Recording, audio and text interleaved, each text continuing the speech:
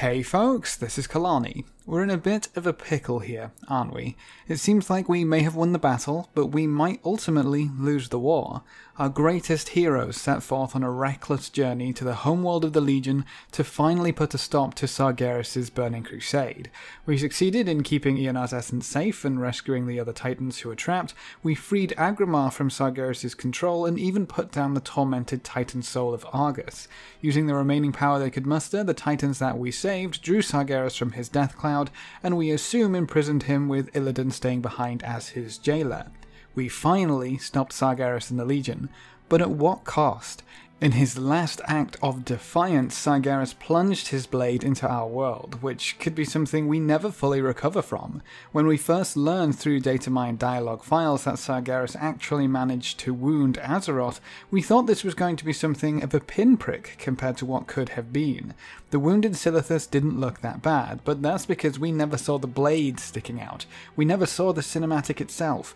That blade goes deep, deeper than any of us probably dared imagine. The damage inflicted upon our world is probably far worse than we ever thought possible. One of the big problems that comes with such a devastating attack is the potential corruption coming from that blade. Sargeras' blade is Gorobol, the Dark Seether. It embodies the darkness that exists in all beings. That blade of darkness is currently stuck halfway into Azeroth. What powers are coursing through our planet? We have no idea what powers Sargeras had at his command or what power he might have channeled through his sword in those few moments before he was pulled away.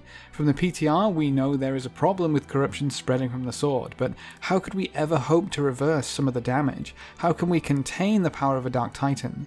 Spoilers beyond this point, ye be warned. So we actually also kind of know how we're going to deal with it. Anyone have any guesses? Surely it can't be anything to do with these amazing weapons of untold power that we've been empowering for so long that we have to somehow lose so we can start collecting green weapons in the next expansion. Right? Well, yeah, it's our artifacts. We will raise our artifacts in unison and do something to the corruption that is plaguing our world. You might think it doesn't really matter how we stop the corruption. Stopping it is the only thing that matters right now. But you would be missing some interesting possibilities. One way this could play out is that we use the power we've collected in our weapons over the course of our battles with the Legion to neutralize the corruption within Azeroth. After depleting our weapons, they're no longer particularly useful to us, so it makes sense to cast them aside in favour of new armaments. Maybe they will return to old owners with a swift apology that we might have ruined their precious artifact, or maybe they will be collected and put on show for all the future heroes of Azeroth to see the great weapons of lore that defeated the Legion. Either way, we give up our artifacts to help save Azeroth from the corrupting influence of Sargeras. But there is another option to dealing with this corruption, drawing it out of the world and containing it within our weapons themselves. From data mined dialogue, it seems like that's what we'll be doing. But if we're drawing the corruption out of the world and containing it within our artifacts, that leads me to ask a few questions. Does this mean we're empowering our weapons further?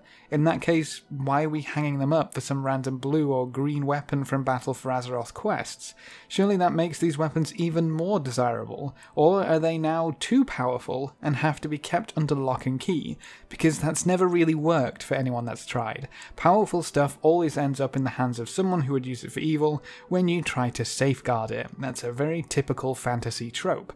And what about the artifacts which have sentience? Under our control is an old god in the dagger Xalatath, a powerful arcane anomaly in the staff Alunath, and the disembodied spirit of Thalkiel in the skull of the Manari. Do we really want any of these entities absorbing the power of Sargeras? I could see how that might cause quite a few troubles down the line if we just left these weapons to their own devices while we turn on each other with broken blades and pitchforks. There is another huge problem besides the corruption seeping into Azeroth's soil though, the physical damage dealt by this blow. That sword goes deep, and the last time Azeroth was wounded this badly was when Aman'Thul reached down to pull Usage from the crust of our world. That was probably quite a bit worse, but I don't think anything else really compares to a giant sword being plunged halfway through the world. When Usage was ripped from Azeroth, the resulting wound flowed freely with Azeroth's life blood, which would eventually become the Well of Eternity. That source of power has been the cause of so much progression, so much evolution, so much turmoil, and so many wars, and now we have another huge wound in our world. It seems this time the power source will be Azerite, a new material which is tied to Azeroth's Titan essence. The damage done to our world is significant enough for Azerite to be bursting from the ground all over the world, but especially in Silithus. This new power source could be incredibly dangerous, least of all because it once again pits the Horde and the Alliance against each other in a sort of arms race. We're going to be fighting over Azerite for most of Battle for Azeroth, hoarding it for our faction from every source we can find. But Azerite could be accumulating in other locations. The World Tree Teldrassil seems to be glowing an eerie blue with some gold sparkles here and there. We know the telltale signs of Azerite are blue and gold hues, so the World Tree could be sucking up a vast amount of Azerite. If the World Tree suddenly becomes a huge beacon of untold power, that could certainly spark the Horde's interest in taking over Teldrassil and Darnassus. If that battle escalates, we could already know the reasons for why Teldrassil is set aflame, leading into the all-out war between the Horde and the Alliance. If Azeroth really is bleeding freely, anything that reaches deep enough could be making good use of the freely available Titan's blood, which might include other world trees or even old gods. I wonder if Sargeras just thrust his blade wherever he could in his last moments, or if he purposefully chose Silithus.